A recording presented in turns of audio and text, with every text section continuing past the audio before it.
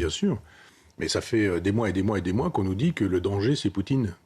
Et que ce que nous craignons à l'Élysée, sur les Champs-Élysées, ce sont les chars russes qui descendraient, qui feraient le tour de l'Arc de Triomphe.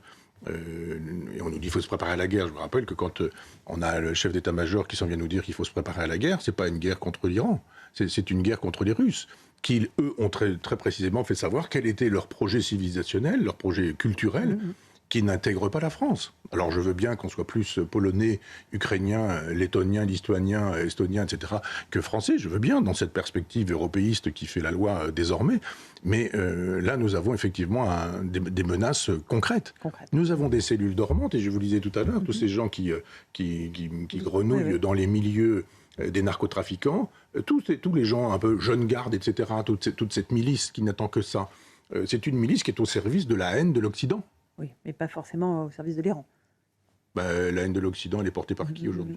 Par malheureusement beaucoup de monde. Oui, mais actuellement de manière malheureusement dangereuse. beaucoup de monde. Oui, mais on craint rien. Vous savez, moi, un temps, j'ai voulu faire un livre qui aurait opposé les Iraniens à l'Arabie Saoudite. Je suis allé dans les Émirats arabes et j'ai vu comment surgissaient du désert des villes incroyables, avec une tradition culturelle nulle. Je ne veux pas être méprisant, mais je veux dire, vous avez, dans l'hôtel où j'étais, il y avait des photos où on disait, voilà, il y a 80 ans, voilà ce que c'était ici, et vous avez des chameliers, des gens qui gardent des moutons, et qui sont là avec des toiles de tente, et on se dit, effectivement, il y a eu un passage incroyable. Alors que vous avez 4, voire 5000 ans d'histoire perse.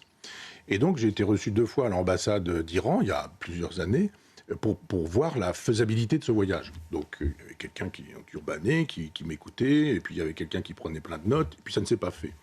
Mais je crois qu'effectivement, on doit pouvoir opposer aujourd'hui, dans le monde musulman, des chiites, des sunnites, et éventuellement, parmi les chiites, des gens qui ne sont pas pour un djihad planétaire.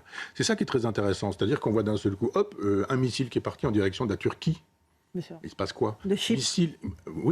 Missile en direction de... alors Chypre, donc oui, bien sûr, l'Azerbaïdjan, etc. et autres pays. C'est-à-dire qu'il y a vraiment un problème entre les musulmans. C'est le moment de faire de la politique, véritablement. C'est d'ailleurs ce que faisaient les Israéliens quand ils avaient un certain nombre d'amis qui étaient en train de régler le problème. Pourquoi y a-t-il eu le 7 octobre? Parce qu'effectivement, il fallait casser ce processus de paix, ce processus d'amitié. Nous en parlerons avec Freud et Einstein tout à l'heure.